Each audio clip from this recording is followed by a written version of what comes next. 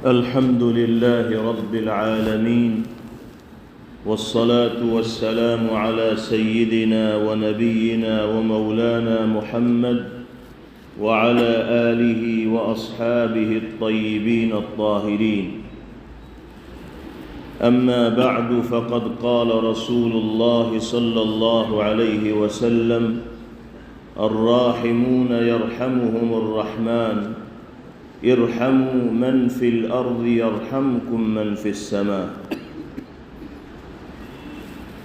قال الإمام البخاري رحمه الله: باب قول الله: ونضع الموازين القسط ليوم القيامة وأن أعمال بني آدم وقولهم يوزن.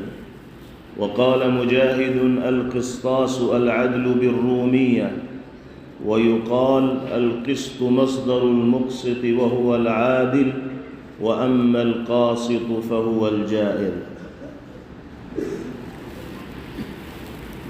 مخدوم گرامی مرتبت حضرت اقدس مولانا قاری محمد امین صاحب دامت برکاتہم العالیہ، محتمم دارالعلوم پوکھرن و صدر جمعیت علماء صوبہ راجستھان، اور یہاں تشریف فرما حضرات علماء کرام، اساتذہ جامعہ،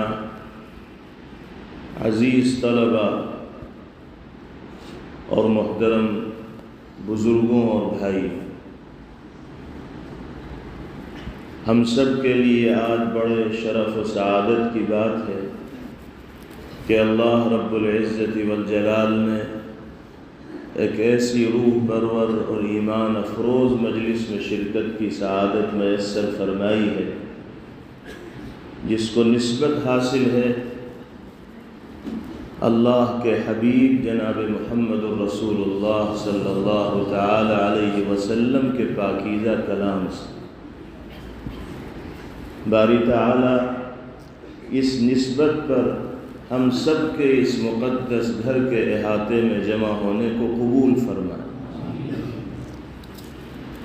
اور قرآن و سنت کے تقاضوں پر عمل اللہ رب العزت والجلال ہم سب کے لیے آسان فرمائے۔ ہم نے سب سے پہلے آپ کے سامنے سرکار دو عالم جناب محمد الرسول اللہ صلی اللہ علیہ وسلم کا جو ارشاد گرامی ذکر کیا ہے: الراحمون یرحمهم الرحمن، ارحموا من فی الارض یرحمکم من فی السماء۔ یہ وہ حدیث پاک ہے جس کو مسلسل بالاولیت کا رتبہ اور درجہ حاصل ہے۔ مسلسل بالاولیت کا مفہوم آپ کے علم میں ہے کہ پیغمبر علیہ السلام کا وہ ارشاد گرامی جس کو ہر تلمیذ نے اپنے استاد سے سب سے پہلے سنا ہے۔ یہی وجہ ہے کہ حضرات محدثین و مشائخ مجالس حدیث کا آغاز پیغمبر علیہ السلام کے اسی ارشاد گرامی سے فرماتے ہیں، تاکہ تسلسل بالاولیت کی برکات سے اس مجلس میں شریک ہونے والے تمام حضرات مستفید ہو سکیں۔ ہم نے بھی اسی برکت کو حاصل کرنے کے لیے سب سے پہلے آپ کے سامنے پیغمبر علیہ السلام کے یہ ارشاد گرامی نقل فرمایا۔ ہمارا اور آپ کا شمار بھی انشاءاللہ اسی مبارک اور پاک سلسلے میں ہوگا کہ جنہوں نے پیغمبر علیہ السلام کی اس حدیث کو اپنے استاد سے سب سے پہلے سنا۔ ترجمہ آپ کے علم میں ہے، پیغمبر علیہ السلام فرماتے ہیں: الراحمون یرحمهم الرحمن، مہربانی اور خیر خواہی کا مظاہرہ کرنے والے انسانوں پر اللہ اپنی رحمت خاصہ کا سایہ نازل فرماتے ہیں۔ اس لیے ارحموا من فی الارض، روئے زمین پر بسنے والے انسانوں کے ساتھ رحم و کرم اور ہمدردی کا معاملہ کرو۔ یرحمکم من فی السماء، آسمان میں رہنے والی ذات یعنی خدائے برتر و بالا تم سب کے ساتھ رحم و کرم کا اور فضل و عنایت کا معاملہ فرمائے۔ اس حدیث کو نقل کرنے والے صحابی ہیں حضرت عبداللہ ابن عمرو ابن العاص رضی اللہ عنہ۔ ان سے نقل کیا ہے حضرت ابو قابوس رحمہ اللہ نے، اور حضرت ابو قابوس سے نقل کیا ہے حضرت عمرو ابن دینار رحمہ اللہ نے، اور حضرت عمرو ابن دینار سے نقل کیا ہے سفیان ابن عیینہ رحمہ اللہ نے۔ یہ بات ہمارے علم میں رہنی چاہیے کہ اس حدیث کو تسلسل بالاولیت کا جو درجہ حاصل ہے وہ سفیان ابن عیینہ رحمہ اللہ تک ہے۔ سفیان ابن عیینہ رحمہ اللہ سے اوپر کے جو واسطے ہیں جن میں عمرو ابن دینار، ابو قابوس اور عبداللہ ابن عمرو ابن العاص رضی اللہ عنہم ہیں، ان واسطوں میں اس حدیث کو تسلسل بالاولیت کا رتبہ حاصل نہیں ہے۔ تسلسل بالاولیت کا مقام سفیان ابن عیینہ کے بعد سے اس روایت کو حاصل ہے۔ تو تیمناً اور برکتاً پیغمبر علیہ السلام کے ارشاد گرامی شروع میں اس مجلس میں ذکر کیا گیا۔ اب آئیے صحیح بخاری کی جانب۔ نبی کریم علیہ السلام کے احادیث طیبہ کا وہ مجموعہ جس کو باتفاق امت اصح الکتب بعد کتاب اللہ کا درجہ دیا گیا ہے، اور یہ کرم ہے باری تعالیٰ کا، فضل ہے مالک کا کہ اس نے آپ کو سال بھر احادیث رسول صلی اللہ علیہ وسلم کے اس مجموعے سے استفادے کا موقع میسر فرمایا۔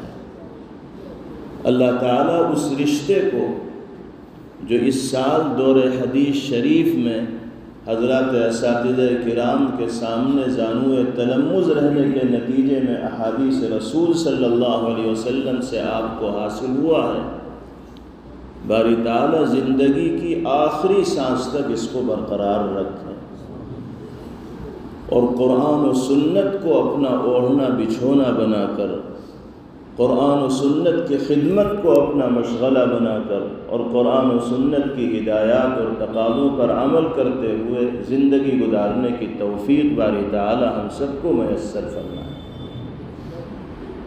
شروع ہی میں حضرات اساتذہ کرام نے آپ کے سامنے تفصیلات بیان فرمائی ہوں گی کہ کیسے خلوص، کیسی الہیت، کیسی لگن، کیسی جد و جہد اور محنت کے نتیجے میں امام بخاری علیہ الرحمہ نے اس مجموعہ احادیث کو مرتب فرمایا۔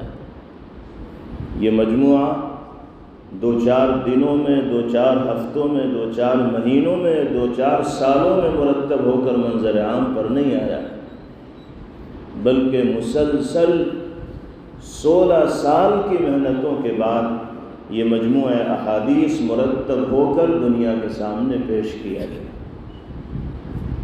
اور اس کو اصح الکتب بعد کتاب اللہ کا جو درجہ حاصل ہوا، یہ محض عقیدت میں غلو اور محبت میں نہیں عطا کیا گیا، بلکہ جو ماہرین فن ہیں، جن کو نقاد حدیث کہا جاتا ہے، جو جرح و تعدیل کے امام مانے جاتے ہیں، سند و متن کے سلسلے میں گہری واقفیت رکھنے والے ہیں، انہوں نے تنقیدی نگاہ اس حدیث میں، اس مجموعے میں پائی جانے والی ہر حدیث کے متن پر بھی ڈالی ہے، سند پر بھی ڈالی ہے، روات کا بھی جائزہ لیا ہے، اور پوری تحقیق و تفتیش کے بعد، تشفی اور اطمینان حاصل کرنے کے بعد، اعتماد و وثوق سے یہ فیصلہ کیا گیا ہے کہ یہ اصح الکتب بعد کتاب اللہ۔ امام بخاری علیہ الرحمہ کے پاس 6 لاکھ احادیث کا ذخیرہ ہے، جس میں سے آپ منتخب فرما کر احادیث طیبہ کو اس مجموعے میں مرتب شکل میں جمع فرما رہے ہیں، اور صحیح بخاری کی احادیث اور روایات کی مجموعی تعداد 7397 ہے۔ اگر مقررات وغیرہ کو بھی شمار کیا جائے تو پھر یہ تعداد 9000 سے متجاوز ہو جاتی. اندازہ لگائیے کہ 6 لاکھ احادیث میں سے 7397 احادیث کو منتخب کرنا، 6 لاکھ احادیث کا خلاصہ اور نچوڑ امت کے سامنے پیش کرنا یہ کوئی معمولی کام نہیں ہے. امام بخاری علیہ الرحمہ نے یہ عظیم الشان عمل اللہ کی نصرت و مدد سے انجام دیا، اور ہر حدیث کو اس مجموعے میں درج کرنے سے پہلے حضرت الامام رحمہ اللہ غسل فرماتے تھے، 2 رکعت نماز نفل ادا فرمایا کرتے تھے، استخارہ کرتے تھے. جب شرح صدر ہو جاتا تھا تب حدیث پاک کو اس مجموعے میں درج فرمایا کرتے تھے.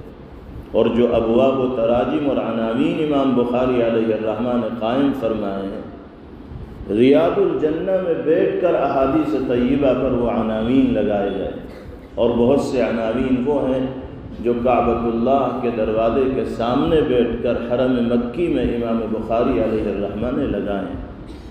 تو اللہ نے اس کتاب کو جو غیر معمولی قبولیت و مقبولیت عطا فرمائی ہے، اس میں جہاں نبی کریم علیہ السلام کی جانب نسبت کا بڑا دخل ہے، وہیں خود امام بخاری علیہ الرحمہ کی للہیت کا، آپ کے خلوص کا اور اس عظیم الشان عمل کو انجام دینے کے حوالے سے لگن اور دلچسپی کا بھی بہت بڑا دخل ہے.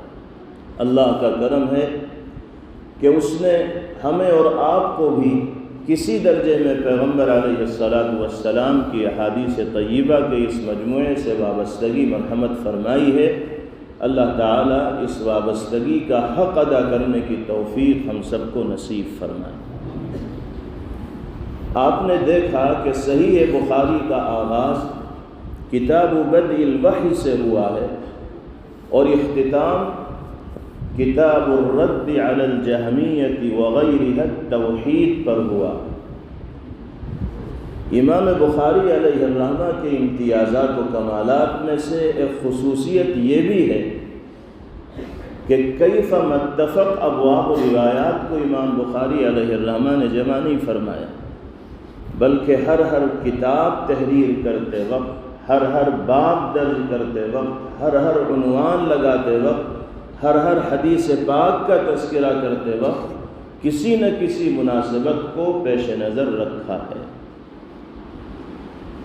کتاب کا آغاز جس عنوان سے کیا گیا اور کتاب کا اختتام جس عنوان پر کیا گیا وہ بھی کیف متفق نہیں ہوا، بلکہ بہت سوچ سمجھ کر مناسبتوں کو پیش نظر رکھ کر امام بخاری علیہ الرحمہ نے ابتدا اور اختتام کے لیے عناوین کا انتخاب فرمایا.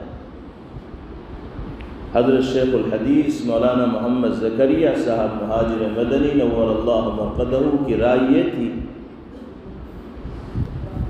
کہ امام بخاری علیہ الرحمہ نے کتاب کا آغاز بدء الوحی سے فرمایا ہے اور اختتام فرمایا ہے کتاب الاعتصام بالکتاب والسنہ پر.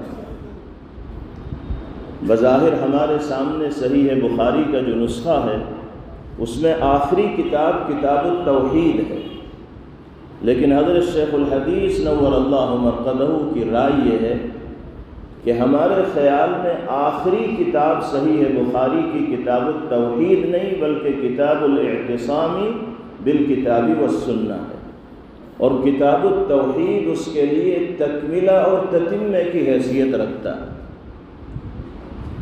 سوال پیدا ہوگا کہ الاعتصام بالکتاب والسنہ کے لیے کتاب الرد علی الجہمیۃ وغیرها التوحید کو تتمہ کی حیثیت کیسے دی جائے گی؟ کیونکہ الاعتصام بالکتاب والسنہ کا مطلب ہے کتاب و سنت کو مضبوطی سے تھامنا، یہ ایک الگ عنوان ہے، اور الرد علی الجہمیۃ وغیرها یہ الگ عنوان ہے، جہمیہ اور دیگر فرق باطلہ کی تردید کرنا. جب دونوں مستقل عناوین ہیں تو ایک کو دوسرے کا تتمہ کیسے کہا جا سکتا؟ تو اس کی توجیہ حضرت نے یہ بیان فرمائی کہ اشیاء کی پہچان ازداد کو ذکر کرنے کے ذریعے ہوتی ہے۔ جیسے امام بخاری علیہ الرحمہ نے کتاب الایمان کا عنوان قائم کر کے کفر دون کفر کا تذکرہ بھی اسی کے ذیل میں فرمایا ہے، ظلم دون ظلم کا تذکرہ بھی الایمان کے ذیل میں فرمایا ہے، المعاصی من امور الجاہلیہ یہ عنوان بھی امام بخاری علیہ الرحمہ نے کتاب الایمان کے ذیل میں قائم فرمایا ہے۔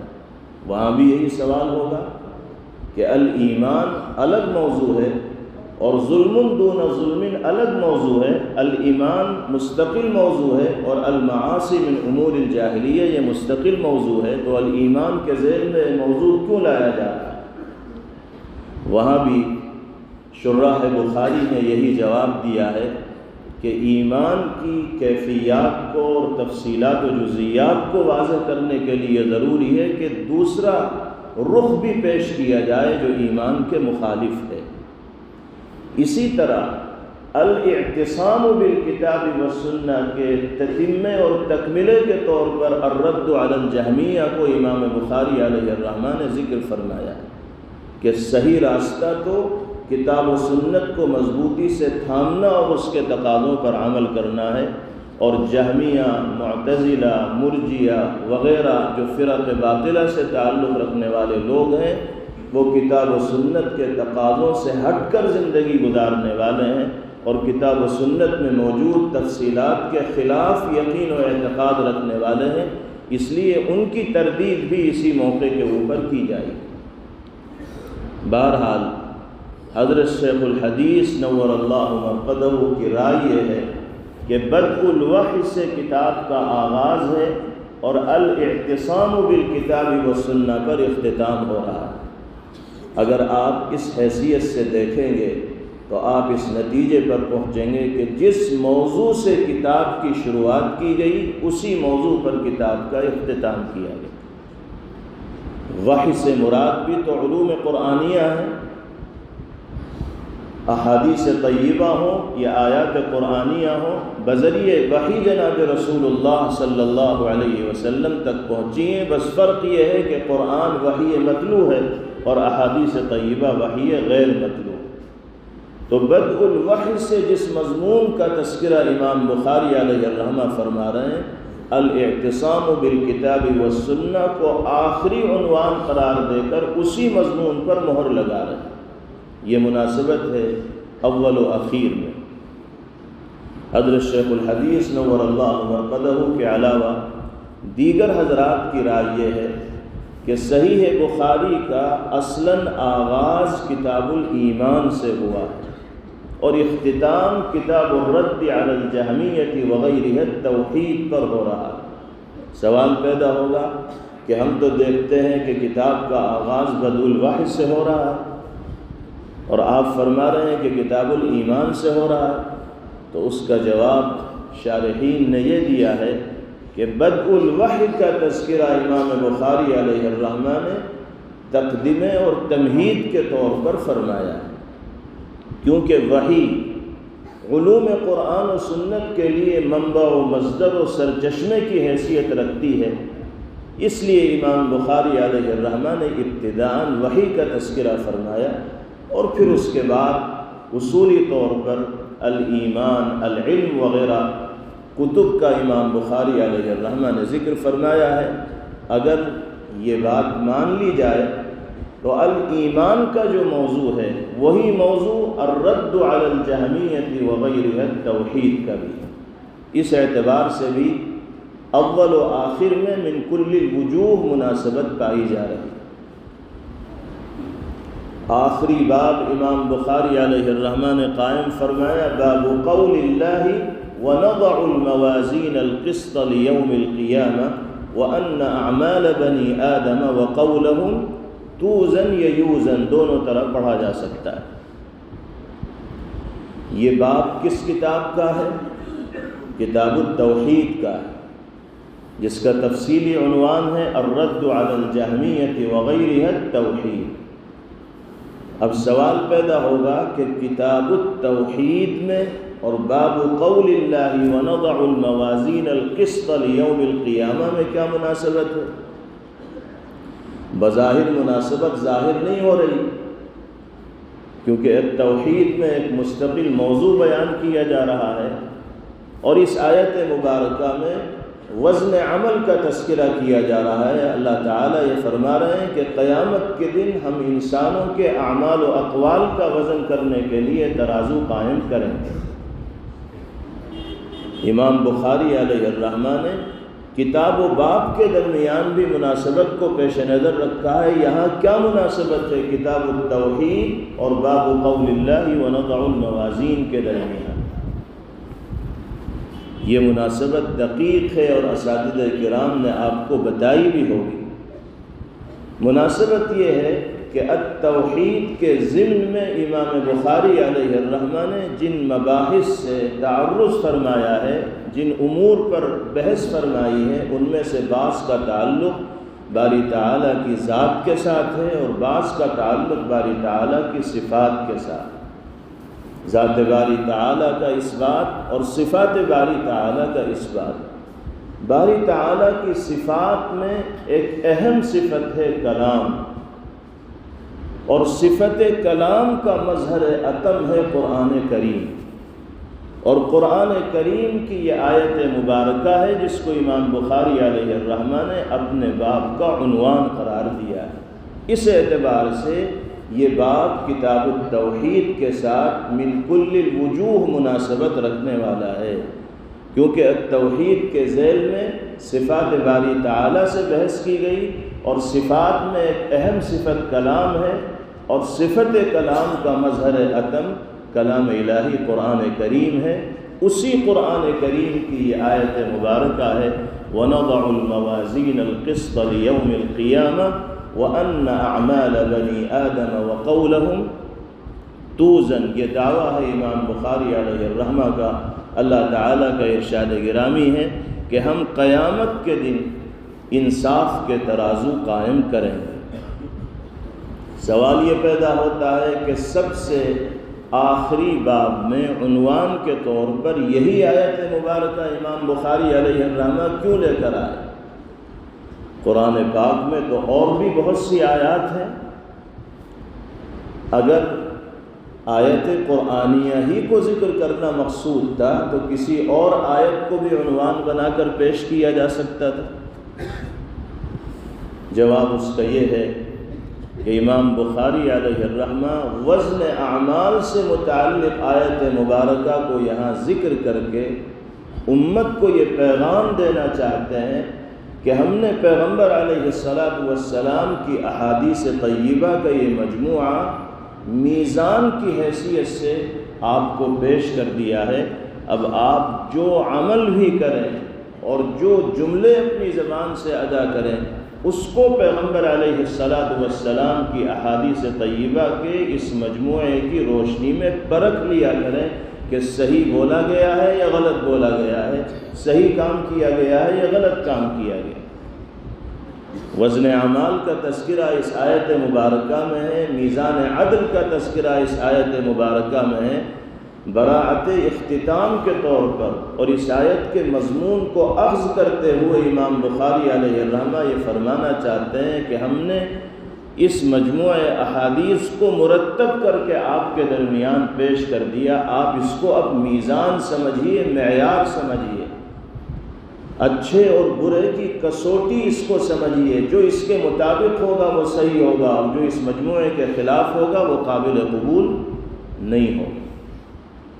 اور پھر اخیر میں یہ آیت مبارکہ لا کر امام بخاری علیہ الرحمہ یہ بھی بتانا چاہتے ہیں کہ آج جس طرح اس کتاب کا اختتام ہو رہا ہے اور آخری باب آپ پڑھ رہے ہیں، اسی طرح ایک دن انسانی زندگی کا بھی اختتام ہوگا، اور جب انسانی زندگی کا خاتمہ ہوگا تو اس کو جس مرحلے سے گزرنا ہوگا وہ مرحلہ وزن اعمال ہی کا ہوگا۔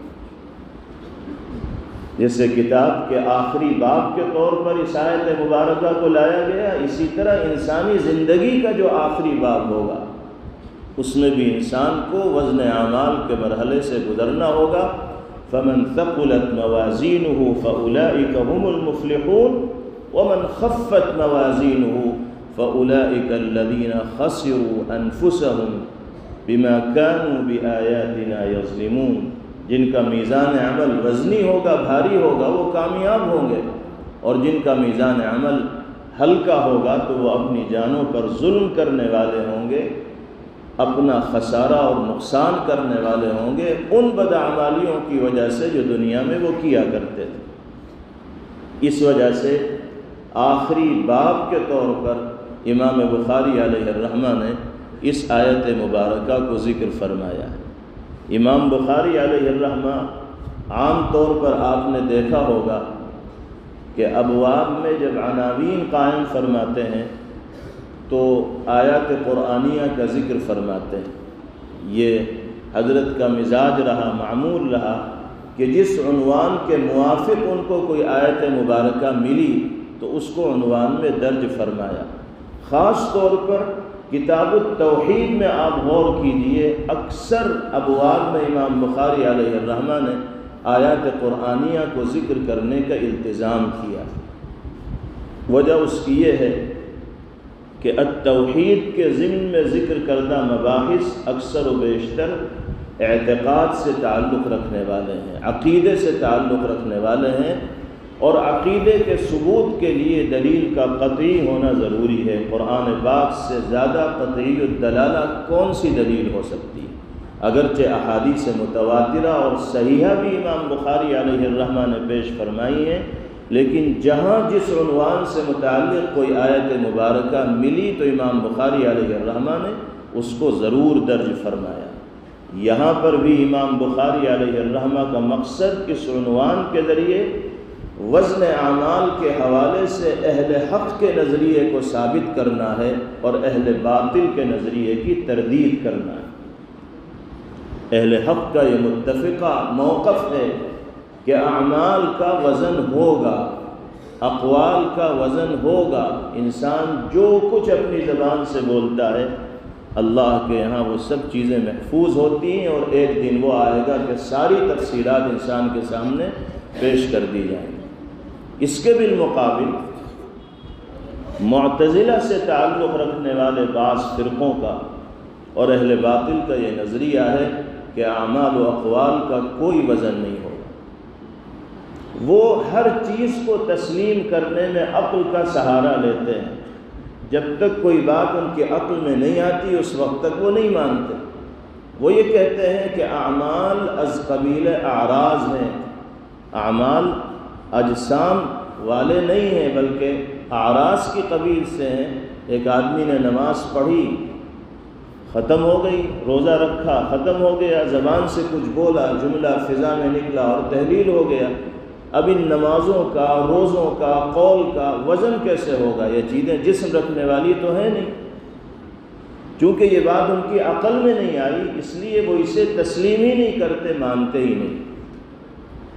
حالانکہ قرآن پاک کی متعدد آیات اس عقیدے کو ثابت کر رہی ہیں۔ ایک آیت مبارکہ تو یہی ہے جو امام بخاری علیہ الرحمہ نے ذکر فرمائی، اور ایک اور آیت ہے وَالْوَزْنُ يَوْمَئِذٍ الْحَقُّ فَمَنْ ثَقُلَتْ مَوَازِينُهُ فَأُولَئِكَ هُمُ الْمُفْلِحُونَ۔ اس دن وزن اعمال بالکل برحق ہے، اور جن کے میزان عمل وزنی ہوں گے اور بھاری ہوں گے، کامیاب و کامران انہی کو قرار دیا جائے گا۔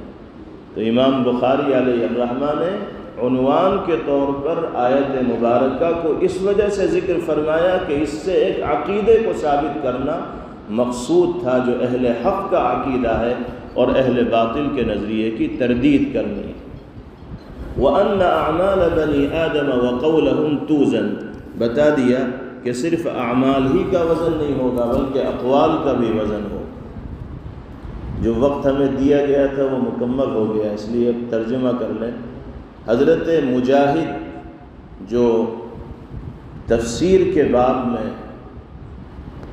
بہت مہارت رکھنے والے ہیں، امام بخاری علیہ الرحمہ نے ان کا قول نقل فرمایا ہے القسطاس العدل بالرومیہ۔ امام بخاری علیہ الرحمہ کا ایک مزاج یہ بھی ہے کہ کوئی آیت مبارکہ وہ عنوان میں ذکر فرماتے ہیں، اسی سے ملتی جلتی، اسی مضمون پر مشتمل کوئی اور آیت ہوتی ہے تو ضمناً اس کا بھی تذکرہ کرتے چلتے ہیں۔ تو وَنَضَعُ الْمَوَازِينَ الْقِسْطَ، اس آیت میں جو مضمون ہے وَزِنُوا بِالْقِسْطَاسِ الْمُسْتَقِيم میں بھی یہی مضمون پایا جا رہا ہے، اس لیے لگے ہاتھوں امام بخاری علیہ الرحمہ اس آیت سے بھی فارغ ہو گئے۔ اور القسطاس کا جو لفظ آیا ہے اس کے سلسلے میں تشریحی نکتہ حضرت مجاہد رحمہ اللہ کے حوالے سے ذکر فرمایا کہ یہ رومی زبان کا لفظ ہے جو عدل کے معنی میں استعمال ہوتا ہے۔ یہاں ایک نئی بحث چھڑ گئی کہ قرآن پاک تو عربی زبان میں ہے، اِنَّا أَنزَلْنَاهُ قُرْآنًا عَرَبِيًّا، تو عربی زبان پر مشتمل کلام الہی میں یہ رومی زبان کا لفظ کہاں سے آ گیا؟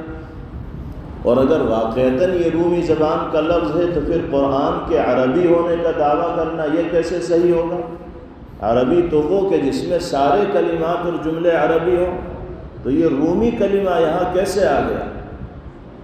اس کا ایک جواب تو یہ ہے کہ کسی کلام طویل عربی میں کوئی ایک کلمہ غیر عربیہ اگر آ جائے تو اس کی عربیت پر کوئی آنچ نہیں آتی، کوئی حرف نہیں آتا، وہ عربی کلام باقی رہے گا۔ جیسے کسی کلام طویل فصیح میں کوئی کلمہ غیر فصیحہ آ جائے تو اس کلام کی فصاحت پر کوئی حرف نہیں آتا، ایسے ہی قرآن پاک کی عربیت پر کوئی آنچ نہیں آئے گی القسطاس کو اگر رومی مان بھی لیا جائے۔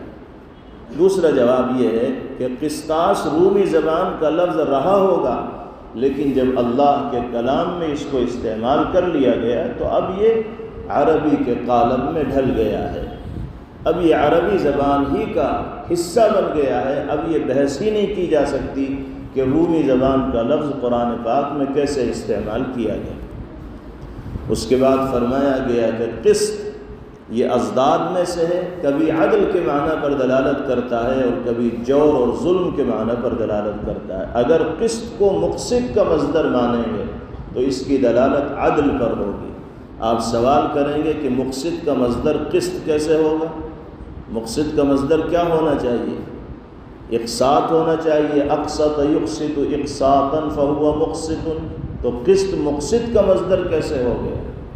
اس کے دو جواب آپ نے سنے ہوں گے۔ ایک جواب تو یہ کہ یہ مصدر المصدر ہے، الاقساط کا مصدر قسط ہے۔ دوسرا جواب یہ ہے کہ اہل عرب زوائد کو حذف کرنے کا مزاج رکھتے ہیں، زوائد کو حذف کیا جائے گا تو بھی الاقساط سے کیا باقی رہے گا؟ قسط باقی رہے گا۔ تو سیاق و سباق سے اس کی تعیین ہو پائے گی کہ قسط مقسط کے مصدر کے طور پر استعمال ہو رہا ہے یا قاصد کے مصدر کے طور پر استعمال ہو رہا ہے۔ اگر مقسط کا مصدر ہو تو دلالت عدل پر ہے، اور قاصد کا مصدر ہو تو دلالت جور و ظلم پر ہے، جیسے وَأَمَّا الْقَاسِطُونَ فَكَانُوا لِجَهَنَّمَ حَطَبًا۔ اس کے بعد آئیے آخری حدیث، وَبِهِ قَالَ حَدَّثَنَا أَحْمَدُ بْنُ إِشْكَابَ قَالَ حَدَّثَنَا مُحَمَّدُ بْنُ فُضَيْلٍ عن عمارة بن القعقاع عن أبي زرعة عن أبي هريرة رضي الله تعالى عنه أنه قال قال النبي صلى الله عليه وسلم كلمتان حبيبتان إلى الرحمن خفيفتان على اللسان ثقيلتان في الميزان سبحان الله وبحمده سبحان الله العظيم۔ اس آخری حدیث میں امام بخاری علیہ الرحمہ کے استاد ہیں احمد ابن اشکاب، اور آپ کھولیے صحیح بخاری کی جو پہلی حدیث ہے اس میں امام بخاری علیہ الرحمہ کے استاد ہیں حمیدی، حدثنا الحمیدی۔ پہلی حدیث جس استاد سے امام بخاری علیہ الرحمہ نے نقل فرمائی ان کے نام کا جو مادہ ہے، آخری حدیث جس استاد محترم سے نقل فرمائی ان کے نام کا مادہ بھی وہی ہے۔ حمیدی کا مادہ کیا ہے؟ حمد، اور احمد کا مادہ کیا ہے؟ حمد۔ دونوں اساتذہ کے ناموں کا مادہ حمد ہے۔ یہ ذکر کر کے امام بخاری علیہ الرحمہ پیغام دینا چاہتے ہیں فَلَهُ الْحَمْدُ أَوَّلًا وَآخِرًا، اللہ ہی کے لیے اس کتاب کی ابتدا میں حمد و ثنا اور ستائش و تعریف ہے، اور اللہ ہی کا کرم ہے کہ یہ کتاب اختتام کو پہنچ رہی ہے۔ ہر حال میں انسان کو اللہ کی یاد اپنے دل کے اندر زندہ رکھنی چاہیے۔ اور آپ جانتے ہیں الحمد رأس الشکر، حمد کو شکر کی بنیاد، اصل الاصول کہا گیا ہے۔ جب انسان کے دل میں شکر کا جذبہ ہوتا ہے تبھی زبان پر تعریف کے کلمات آتے ہیں۔ اللہ کو انسان محسن و منعم تصور کرے گا تو اس کی تعریف میں رطب اللسان ہوگا، دل میں شکر کا جذبہ ہوگا اور زبان پر حمد و ثنا کے کلمات ہوں گے۔ اس حدیث پاک کے جو راوی ہیں صحابی ہیں ابو ہریرہ رضی اللہ عنہ، اور پہلی حدیث میں جو صحابی نقل کر رہے ہیں انما الاعمال بالنیات کو پیغمبر علیہ الصلاۃ والسلام سے، وہ کون ہیں؟ سیدنا عمر فاروق رضی اللہ عنہ۔ حضرت عمر رضی اللہ عنہ کا شمار افقہ الصحابہ میں ہوتا ہے۔ کتنی آیات مبارکہ ہیں جو عمر فاروق رضی اللہ تعالی عنہ کی رائے کی موافقت کرتی ہوئی دکھائی دیتی، اور ابو ہریرہ رضی اللہ عنہ کا شمار حفظ و ضبط و اتقان اور کثرت روایات کے اعتبار سے پہلے نمبر کے صحابہ کرام رضوان اللہ علیہم اجمعین میں ہوتا ہے۔ مکثرین صحابہ میں ابو ہریرہ رضی اللہ عنہ سے سبقت کوئی نہیں لے جا سکا، 5000 سے زائد روایات تنہا ابو ہریرہ رضی اللہ عنہ نقل فرماتے۔ امام بخاری علیہ الرحمہ نے پہلی روایت افقہ الصحابہ مانے جانے والے صحابی سے نقل فرمائی، اور آخری روایت مکثرین صحابہ میں پہلے نمبر کی شخصیت سے نقل فرما کر یہ بتا دیا کہ روایت و درایت دونوں ضروری ہیں۔ محض درایت بھی کافی نہیں جب تک حفظ و ضبط و اتقان درست نہ ہو، اور محض کثرت روایت بھی کافی نہیں جب تک کہ درایت نہ پائی جا رہی۔ ارشاد گرامی ہے نبی کریم علیہ الصلاۃ والسلام کا کلمتان حبیبتان الی الرحمن، دو کلمے رحمان کو بہت محبوب ہیں۔ کلمہ ان کو کہا گیا ہے لیکن حقیقت میں یہ کلام ہے، اور ایسا استعمال مجازن ہوتا ہے، جیسے کلمہ طیبہ کو کلمہ کہا جاتا ہے حالانکہ وہ بھی کلام ہے، کلمہ شہادت کو کلمہ کہا جاتا ہے حالانکہ وہ بھی کلام ہے۔ ایسے ہی یہاں بھی ان دونوں کلاموں کو کلمہ کہا گیا، اور یہ فرمایا گیا کہ یہ دونوں کلام، یہ دونوں کلمات اللہ کو بہت محبوب ہیں، لیکن زبان پر بہت ہلکے ہیں، خفیفتان علی اللسان۔ یہ خیال پیدا ہوگا کہ اگر زبان پر ہلکے ہیں تو میزان میں بھی ہلکے ہوں گے۔ جواب دیا گیا کہ نہیں، زبان پر چاہے ہلکے ہوں لیکن میزان عمل میں بڑے وزنی اور بھاری۔ ثقیلتان فی المیزان ہی سے ترجمۃ الباب ثابت ہوگا۔ باب قول اللہ ونضع الموازین القسط لیوم القیامہ کا اثبات ثقیلتان فی المیزان سے ہوگا۔ یہ دو کلمے کون سے ہیں؟ سبحان اللہ وبحمدہ، سبحان اللہ العظیم، سبحان اللہ وبحمدہ، سبحان اللہ العظیم۔ ان دو کلمات کے بہت سے فضائل پیغمبر علیہ الصلاۃ والسلام نے بیان فرمائے۔ ایک روایت میں آپ نے ارشاد فرمایا من قال فی اليوم 100 مرۃ سبحان اللہ وبحمدہ سبحان اللہ العظیم حطت عنہ خطایاہ ولو كانت مثل زبد البحر۔ جو شخص ایک دن میں 100 مرتبہ سبحان اللہ وبحمدہ سبحان اللہ العظیم پڑھے گا تو اس کے سارے گناہوں کو بخش دیا جائے گا، چاہے وہ سمندر کے جھاگ کے برابر ہی کیوں نہ ہو۔ لیکن اس کو اتنا آسان بھی نہ سمجھ لینا چاہیے کہ ہم دن بھر جو چاہیں کریں، جس کی عزت سے کھلواڑ کرنا چاہیں اس کی عزت سے کھلواڑ کریں، جس کے مال پر قبضہ کرنا چاہیں قبضہ کریں، اور سونے سے پہلے 100 مرتبہ سبحان اللہ وبحمدہ سبحان اللہ العظیم کی تسبیح پڑھ لیں اور سارے پاپ دھل جائیں اور سارے جرم معاف ہو جائیں۔ ایسا بھی نہیں۔ سبحان اللہ وبحمدہ سبحان اللہ العظیم پڑھنا ہوگا اور ان کلمات کا حق ادا کرنا ہوگا۔ محض زبان سے پڑھنا اور ان کلمات کے تقاضوں پر عمل نہ کرنا یہ انسان کو بشارت و خوشخبری کا مستحق نہیں بنائے گا۔ سبحان اللہ کا مطلب کیا ہے؟ اللہ کی ذات ہر عیب سے پاک ہے۔ جب اللہ کو ہر عیب سے پاک مانا گیا تو اب اللہ کے سوا کسی کو اگر ہم مشکل کشا مانیں گے، حاجت روا مانیں گے، روزی دینے والا مانیں گے، بگڑی بنانے والا مانیں گے، کسی اور کے سامنے اپنی پیشانی کو جھکانے والے بنیں گے تو پھر ہم سبحان اللہ کا حق ادا کرنے والے قرار نہیں دیے جائیں گے۔ اللہ کی حمد و ثنا، اس کی ستائش و تعریف کی جا رہی ہے تو اس کی اطاعت و فرمانبرداری میں زندگی بھی انسان کو گزارنی ہوگی۔